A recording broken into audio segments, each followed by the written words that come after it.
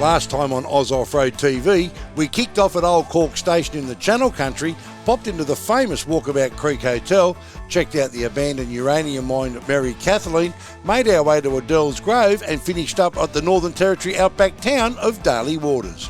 On this episode, our top-end adventure continues. We meet the man behind the Daly Waters pub, catch up with Tom Curtin at the Outback Experience in Katherine, pop into Adelaide River, explore the real top end, check out a pub or two and take in what's arguably Australia's best sunset. So settle in and come on the adventure with us here on Oz Off-Road TV.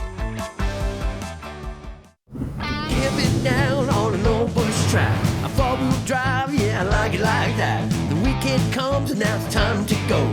Oz Off-Road, it's time for the show. Yeah. Our adventure kicks off where we left off last time at Daly Waters. We make our way north through to Larrimah, stop off at Katherine and Adelaide River as we make our way to Corroboree, Billabong, Humpty Doo, then on to Dundee Beach.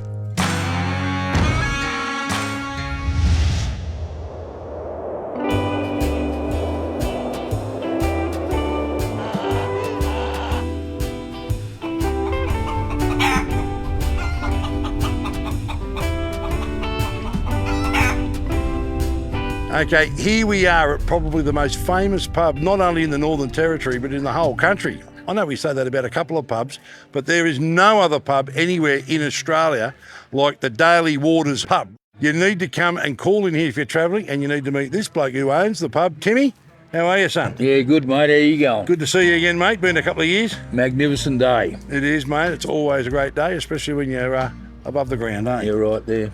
Mate, the Daly Waters pub, it's more than just a pub, isn't it, mate? This is an outback experience. Camping, caravan spots, and a pub that's just got character falling out of it everywhere. Yeah, look, it's a special pub because it's off the road. It's about 6 kilometres in from the main highway. People just come in every day. It's like fair income Australia in the 50s. Yeah. Not a lot of rules. There's some laws. There's respect. Yep. Respect for the place. You've had the pub for about 9 years. Yep. What was it like when you got here? Because you've done a lot of work here. I haven't been here for about 3 or 4 years, and you've even done more since then. Yeah, look, we've virtually rebuilt the place. It only had about, I think, 11 rooms. I think we've got about 64 now. And the junkyard we've built, we've extended all the sites in the caravan. We've rebuilt the joint.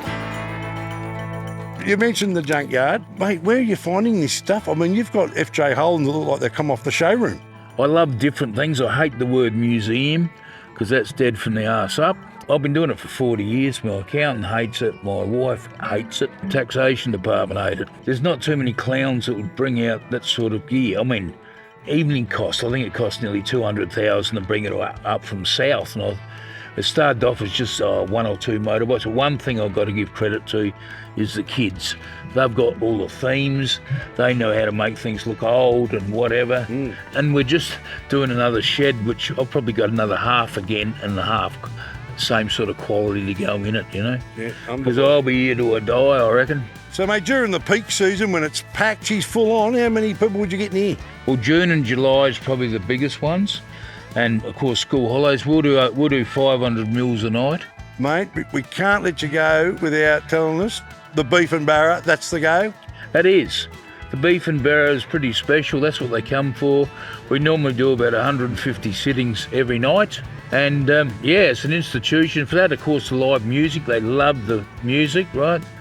And one thing they do love, they love the animals you'll see walking around. Here they come now behind you. But it's a great place. You know, you have your problems, but hey, we sort it out. Yep. Territory style. There you go. Timmy, thanks, mate. All right, mate. You take it easy. You too, mate. Old mate Tim certainly is a Northern Territory character, but more importantly, he's a passionate Territorian. The Daly Waters pub is one of a kind and should be on every traveller's bucket list. Whatever you do not drive past here if you're in these parts. And welcome back to the Camping and Off-Road Radio Show as we broadcast right around the country on your weekend wireless and of course on podcast. Got a bit to get through this hour as we get stuck into it, broadcasting here from the Daly Waters campground here right beside the pub. We are on Territory time. How good is Territory time? We love it. We are very lucky to be able to do the broadcast of the Camping and Off-Road Radio Show from locations just like this. And with this week's show done, it's time to get out there and hit the road again. A big thanks to Tim and the team for putting up with us out there. We just loved it.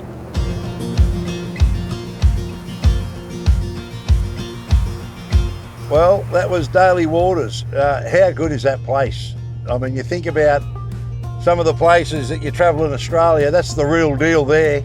It's like Australia in the old days. The culture of this country is not lost at Daly Waters, that's for sure. It really grounds you, gets you back to what this country is all about and what it was built on, that character. I just love it. My mate Waddy reckons you get fined for driving past there. So you don't want to get fined, so you better stop in there. Anyway, we're heading north now. We're going to stop off at a little town. It's not that far up the road, actually, only about 88 k's or something. I just saw a sign, which basically was made famous for not really good reasons.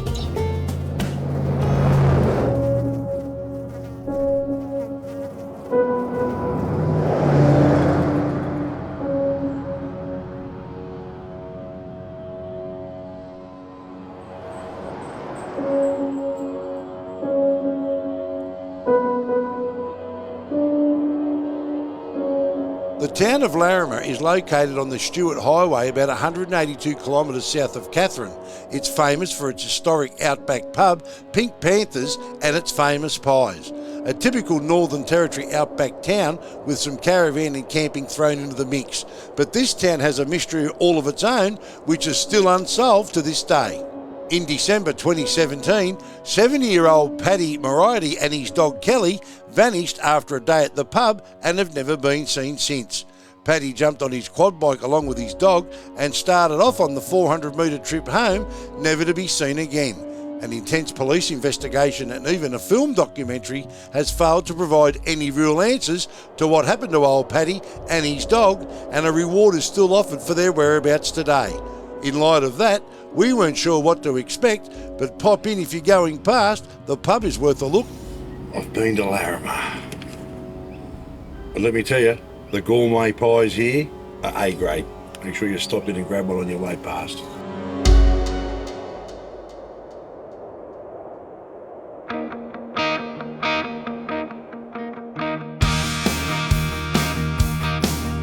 Well, we've had our pie stop in Larrimah, and that's onwards northbound as we head towards Katherine. I'm going to stop off at Katherine and pop in and see a mate of mine. He's a great bloke, running something pretty special there in Katherine, so I'm looking forward to catching up with him.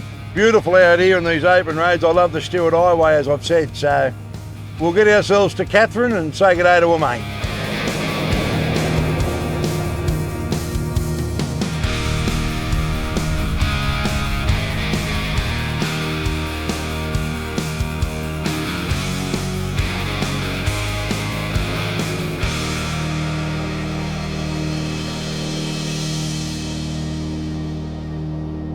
Well, here we are at the Outback Experience in Katherine. How good is this place? It is quite unbelievable. If you're travelling through the Northern Territory, you've got to stop here for that fair dinkum Australian experience. This is the real deal out here. And I'm with the owner of the Outback Experience, and he's got a lot of talents, this bloke, Tom Curtin. Tom, how are you, son? Good, mate. How you going? Good to see you again. Yeah, good to see you too, mate. Mate, tell us about this place. I mean, look, I've been here before, which is why I wanted to come back and show as many people of this place as we can. What can people experience here in Katherine when they come to this Outback Experience? Yeah, well, basically we do real live horse demonstrations here, starting under saddle. We get a lot of horses still from the cattle stations. We train them here for up to 6 weeks, and we just use them. The first part of the show is all about trying to catch that horse, put a saddle on it, possibly even ride it. Other times we just try to get someone out of the crowd to jump on for us. But that won't be me, by the way, this next show. We'll see how we go. But and then, yeah, we also train a lot of working dogs. So a lot of people give us dogs they don't like or get along with.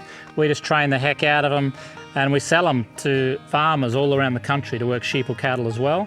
And we intertwine a few stories and songs as we go. Yeah, absolutely. So basically you do all this as part of the business, but then with the actual experience that you show people, you're demonstrating it to the public, what goes on here. Yeah, that's right. And it's pretty real and raw as well. It's not really a polished show. We're just flying by the seat of our pants 90% of the time. And I think people can see that, you know, when a young dog runs off or a horse barks, they can see it is real, and we're just getting a job. We're trying to do a job. Yep. Mate, you're employing a few people from the local area too, which is good. How many people you got here giving you a hand with everything?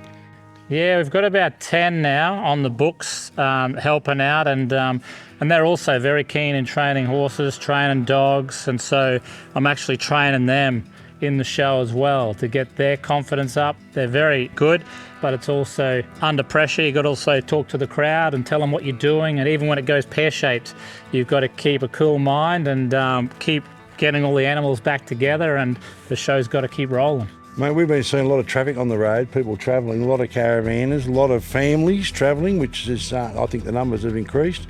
You're seeing that, but they must have a great time when they get here. Yeah, they do. It's very much a family show. We get a lot of kids, a lot of young families now hitting the road, particularly after COVID. I think it's the connection with all the animals. You know, there's buffalo and donkeys and goats and you name it. The kids love it. Some actually are in tears when they're going because they don't want to leave. But it's it's good to see that connection that people and families get to have travelling through. And look, apart from all of this, you're also a fairly recognisable and accomplished country music artist yourself and work with some of the biggest names in Australia.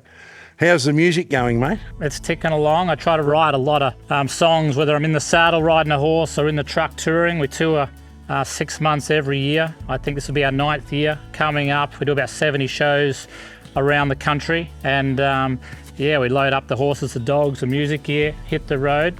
But just recorded my 6th country music album and releasing a few songs. They're on Spotify, Apple Music, or even YouTube. We're learning all about YouTube and video clips and things like that now, so you got to keep up with all this technology, they reckon. Yeah, tell me about it. A horse, dog and even goat whisperer, Tom Curtin's Outback experience is something special. Not only great entertainment, it's actually very educational as you get to see Tom and his team up close working with special animals that are part of the working backbone of Australia. Forget Yellowstone, where else can you see cowboys playing a guitar while singing and working a horse? Only in the Territory. Tom, thanks for your hospitality, mate. No worries, Duck. Great to see you again, mate. Great to be here, mate. There it is, the Outback experience. If you're travelling through the Northern Territory, if you're one of the thousands of people that are doing that, make sure you pop in here and bring the kids along. They'll have a great time.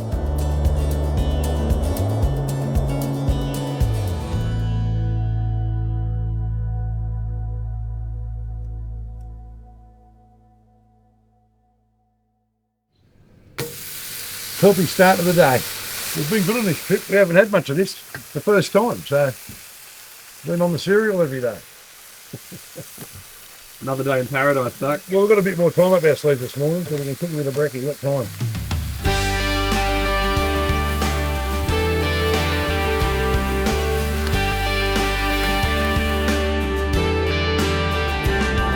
As a hungry young man from another land, I was chasing down my dreams. Heading northwest, put myself to the test, busting out the seams. Like a bull at a gate, I just couldn't wait. Man, I had a lot to learn. The people in the land had other plans, and I was gonna crash and burn until an old man said, he said, it won't happen overnight, but you'll be right, running on territory time. If you ever start to wonder why it takes a little longer, running on territory time. You gotta learn to wait, be the give and take, planets will align. It's a state of mind, running on territory time. Well, we're off for a cracking day again today. How good was it at the Outback experience? And it was good to catch up with my old mate Tom Curtin. Haven't seen him for a few years. He's got to be one of Australia's leading dog whisperers, I reckon. But anyway, off we go now. We're actually going to go and check out Adelaide River now. We'll check out the 303 bar.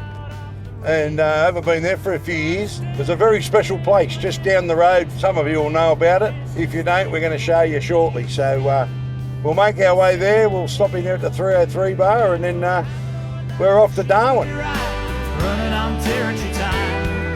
If you ever start to wonder why it takes a little longer, running on territory time.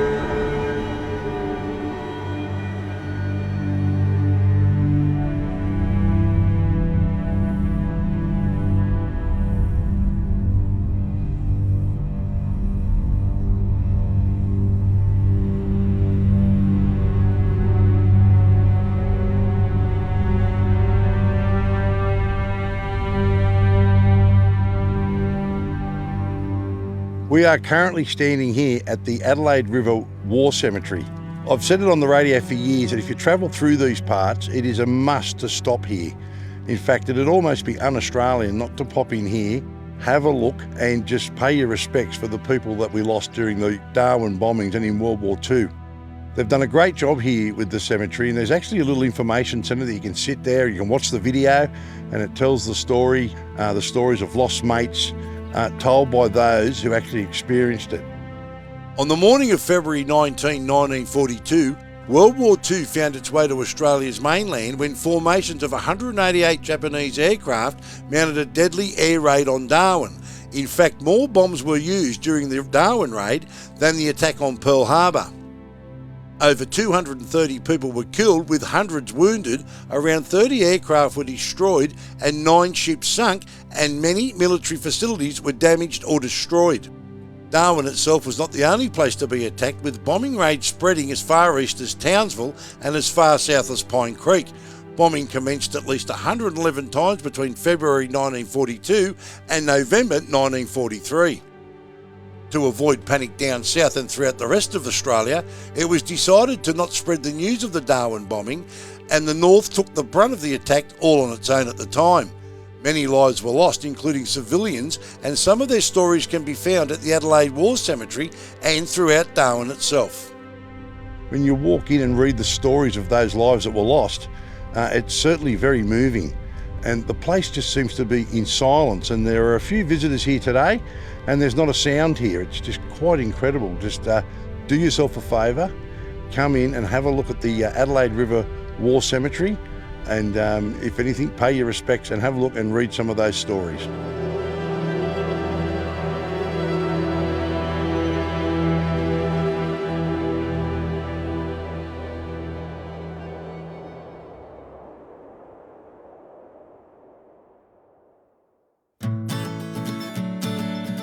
No visit to Adelaide River is complete without visiting the 303 bar in the Adelaide River Inn. Located behind the Puma Servo, the 303 bar is basically outdoor seating in a tropical-like beer garden. With country music playing through speakers mounted in trees, the atmosphere is great, plus cold beers and great food is on offer with a souvenir shop inside. A definite highlight is Charlie the Buffalo, who has been stuffed and stands proudly on the bar. If he looks familiar, that's because Charlie is the actual buffalo who was blocking the road in the movie Crocodile Dundee. The 303 bar is one of my favourite pubs and is a typical Northern Territory watering hole. With caravan and camping facilities at the back, I speak from experience when I say it's very easy to spend a few days here.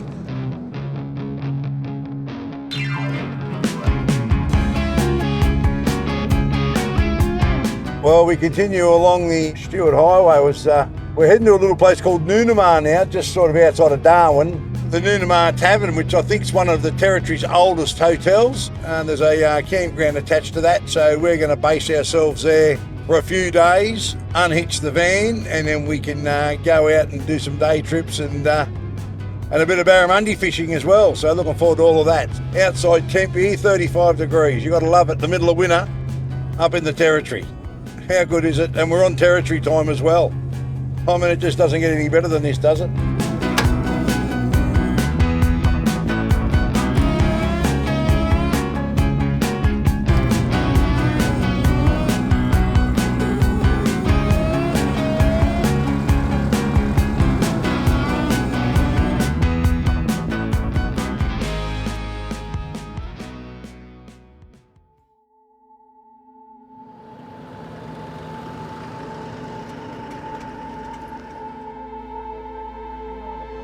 After an early night, it's an early start, but for a pretty good reason, as I want to introduce you to a good bloke and probably to one of my favourite locations in Australia. Glenn Waddy Watt is a good mate of mine and the owner-operator of Barefoot Fishing Safaris in the Top End. He's been a weekly regular on my radio show for about 6 years now, and he's forgotten more about fishing in these parts than I'll ever know. And that will become pretty evident a little bit later on. Now, as I mentioned, this is one of my favourite locations in the country, and Waddy has promised to bring me back to this magical place. Corroboree Billabong is the definition of nature at its best. Part of the Mary River system and located on the way out to Kakadu, this place is what I call the real top end.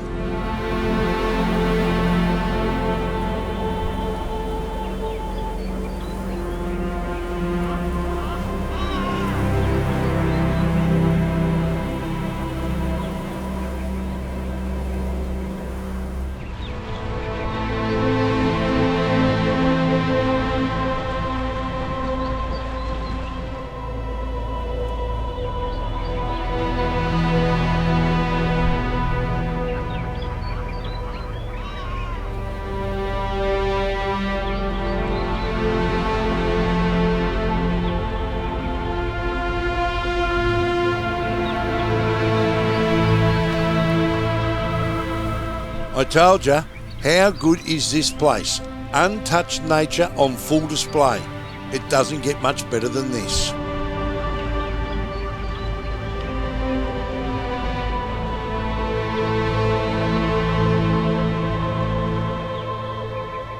If you want to find yourself, come out here, it's as good as it gets. For me, this place is magical. I absolutely love it here. It's not hard to be impressed by this. For me, this is the real Australia. Untouched, natural waterways with a wildlife show that you'd pay money for, and as we make our way to our first fishing spot, we'll just enjoy the ride and take it all in. No city life chaos out here. This is the territory.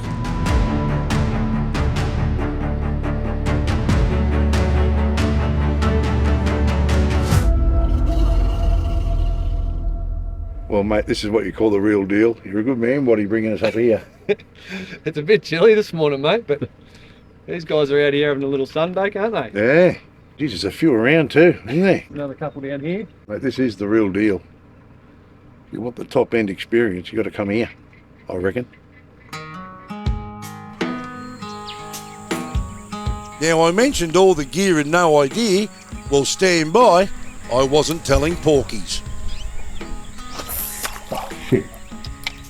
You get that one, go? Got it. Hang on, there's more. I'm just getting started. What are you doing there? He might be a little pup, eh? I'll tell you, that's a worry. Do you want me to cut? Really stretching me out through the rod bit. There you go, what are you off with? Look at that. Can you do that, Dad?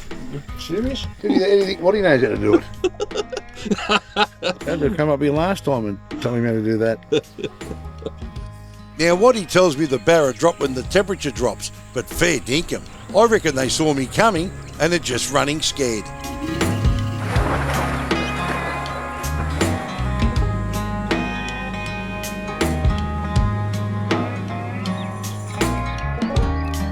Yeah, right, I'll just get this one out there. Oh, for f***'s sake. How often do you take people out here, Waddy? Oh, as often as I can, mate. This is one of the favourite spots for all fishing guides, I think, and anyone who comes up to the territory. You got to sometimes stop fishing just to take it all in if you're a mad fisherman. Come out here and get some fish, they said. You slept in too late, mate. Time's that fish market open back at Palmerston. We'll get on to them, Waddy. Got faith in you, mate. Why isn't this fly catching any fish? Maybe I should have brought one that I know works instead of just making some up yesterday when I was on the piss. Hang on, things could be on the turn. Oh. Well, there you go, you got him. I'm Pulling on. him. Pull. Harder. Pull him. Pull him. Pull harder. Come on. Ooh, he's off. You let him get away. Here we go. Ooh, got him. Got him. Ooh. Pull him. Pull. Harder. Pull him. Harder. Pull. Keep pulling. Oh. You're not having much luck, mate, are you? You know I've got my own spot here, don't you? Back in the car park. From the last time I was here, I was into him down there. I know he's not taking me back down there again. You kept bringing me up here. You can keep the mine ones for yourself, fly. I'll shuffle us along. Oh, that got him. Yeah, you're welcome, Waddy. You've caught that one that I let get away earlier. Either that, or it's my old spot from last time when I was out here. Saratoga. There we go, Saratoga. Change the spot, eh? Second cast in the new spot. I spend a lot of time feeding on the surface. Native Australian fish, get them in New Guinea as well, and you'll see why they are so hard to catch. The whole roof of their mouth there is all bone, and their tongue. The male ones of these fish still carry the eggs and the young around in their mouth, eh? One of the really prehistoric fish that's left around.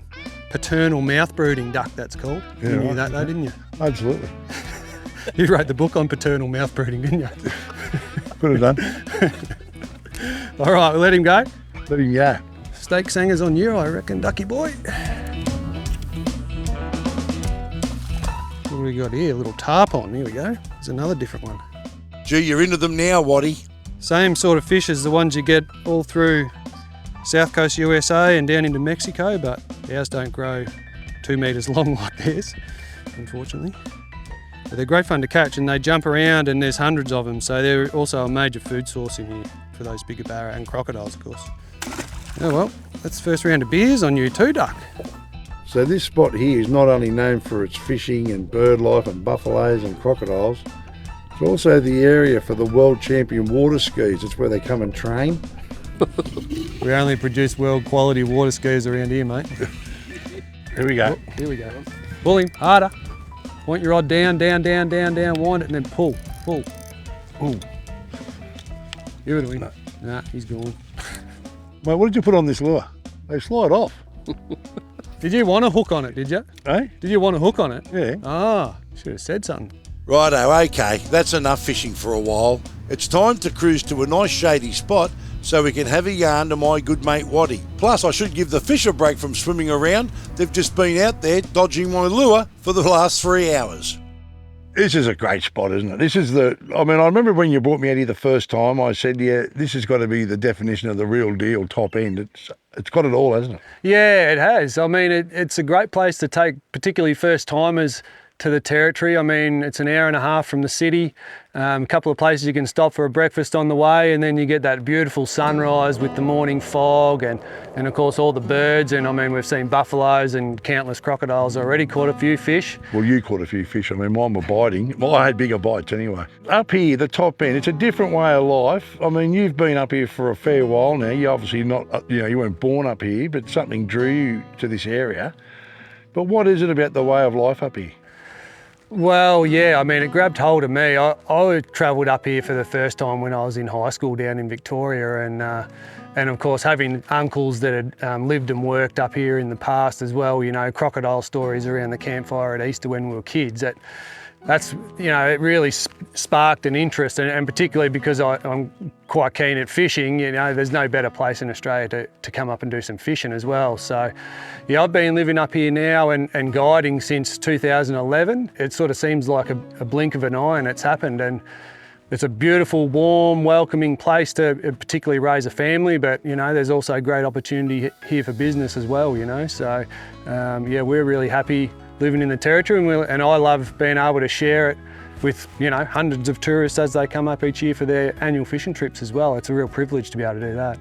You mentioned time flies. Everyone seems to be on territory time up here. It's just, which you've actually told me about before. I guess it's probably the last frontier, I reckon, of our Australian culture. I mean, it seems to be getting lost in the big smoke in some of the big, you know, capital cities, but up here it's just like Australia in the old days. There's law and order, but there's no hierarchy. It's like everyone's just a territorian. We're just all equal here. Well, yeah, that's right. I mean, it's probably one of the most multicultural places you can live in Australia. You know, there's over 70 different nations represented in Darwin, and that of course creates that amazing tucker we get at the markets and all those other things that come along with all different cultures, all our various festivals throughout the year. And you're right, people don't take life too seriously up here, you know. We all tend to get along, and that's something that I really value. It's one of the reasons we want to raise our kids here as well, because, you know... A bloke just going past with our fish. Yeah, hey! But, okay, so you mentioned that, okay, you loved your fishing and you've made a living out of it. So you're doing barefoot fishing safaris, which has been a successful tour guide business, but you've expanded now, angling adventures. And this is the future, this is the big picture. Tell us about angling adventures. Yeah, I mean, it's been great for me, and it continues to be a major part of my life and how I make a living, of course. But Yeah, Angling Adventures is an amazing opportunity for us to get travelling again. We're Australia's probably the longest established travel agency for fishing tours. Been sending people overseas for over 35 years to all sorts of remote and exotic destinations for the best fishing and with the best guides and operations in the world. So yeah, it's been great for me just in the last few years of owning the business with my two brothers. Just the opportunities to get out there and see the world from that sort of fishing point of view. You know, for someone, regular Joe Blow, just to say, okay, I'm going to go and catch a black bass in New Guinea, or I'm going to go and catch a giant tarpon in Costa Rica, or a golden dorado in Argentina, like it's quite a daunting task, and you never really know what you're in for until you get there. But you know, Angling Adventures has got these long-standing relationships with the best in the business. Give us a call and we pull the trigger on it. It's all done for you. Thanks, Waddy, and thanks for bringing us out here, mate. I love this place, Corroboree, Billabong. It's when you think the top end, this is what it is for me. This is what I think of, places just like this. And it's the second time you've brought me out here, mate. And mate, I really appreciate it. Who shatters it, but the later mine, isn't it? Well, I mean, I just caught the first Saratoga and then the second fish as well. I did catch a barramundi earlier. It was only smaller. Yeah, how big was he? You could have went in a John West can. Yeah, he would have fit in a tuna can. Well, if you want to come up and experience what we have been, you need to get on my man here, Waddy, barefootfishingsafaris.com.au. And if you want to go bigger than that, well, jump on to Angling Adventures. Waddy, you're a good man, mate, and I'll shout your steak sandwich and a schooner later. I'll be looking forward to that. I know you will.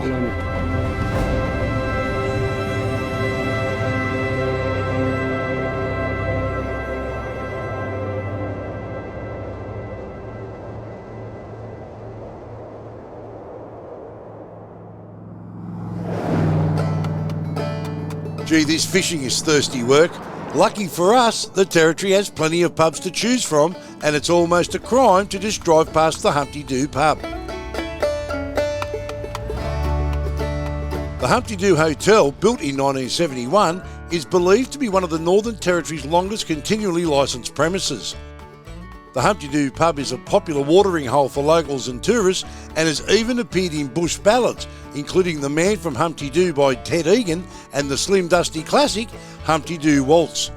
It's also the home of the world's largest set of water buffalo horns, which are situated above the bar. Some of the Territory's biggest storytellers have drank or got drunk here, but nothing tops Norman, the 600-kilo Brahman bull who could knock off a famous stubby to wash down the day faster than any ringer that's turned up here a bit thirsty. You gotta love life in the top end. The Humpty Doo Hotel serves great food and cold beer, and the pub itself is as big a character as any of the hundreds of other characters that have knocked back a few cold ones at the bar.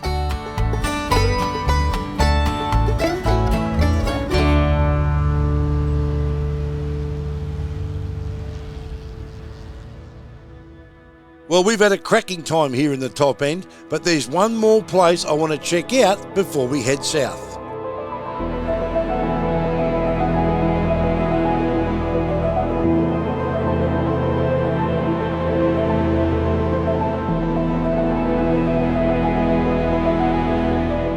Dundee Beach is located about 60 kilometres southwest of Darwin and is a very popular spot for anglers and tourists from all parts of the world. With Dundee boundaries being gazetted around 1997, it's believed that the name Dundee Beach was derived from the 1985 movie Crocodile Dundee. The gateway to the Parent Islands, Dundee Beach has large boat launching facilities, a huge caravan park, along with a recently renovated Dundee Tavern located right opposite the beach. Topped off with what's arguably Australia's best sunset, it's not only a great place to end the day, but to end the first season of Oz Off-Road TV. Well, that is a wrap on our Outback top end adventure. How good's it been? Kicking off at Old Cork Station, went to some of my favourite pubs and of course explored the top end with a bit of fishing out on a billabong thrown into the mix. Remember, at Oz Off-Road, we love getting out there just as much as you do, and we can build your four-wheel drive for travel, and we can sell you a caravan to get you out there in a little bit of comfort and plenty of style. Remember what we say at Oz Off-Road, your adventure begins when you turn the key to the ignition. So we'll see you next time on Oz Off-Road TV.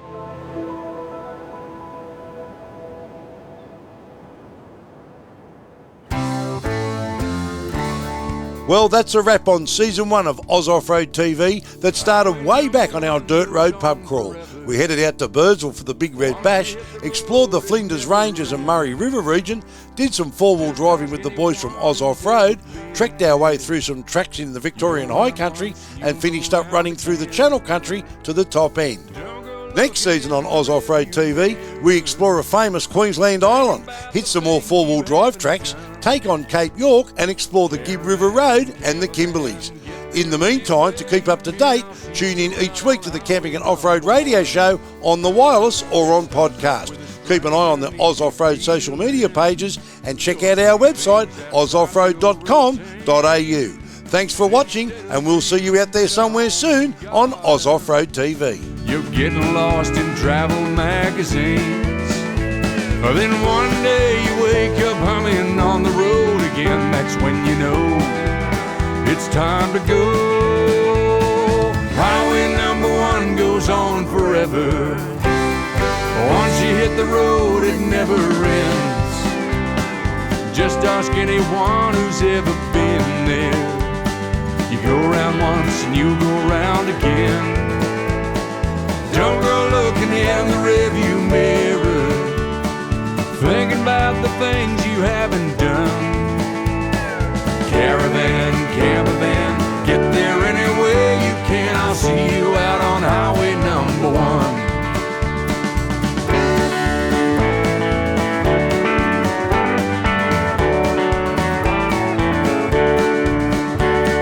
The rhythm of the road's a song of freedom, looking through your windscreen at the world. Oh, every night there's new stars on the ceiling and a big backyard to greet at every turn. Next thing you're thinking as you face the road ahead, I wish I'd known years ago. Oz Off-Road TV, proudly sponsored by Ozcar, Optivan, Ocam 4x4 Accessories, Trail Caravans, Club 4x4 Insurance, Duck4x4.com, and Oz Off-Road. For your one-stop adventure shop, visit ozoffroad.com.au.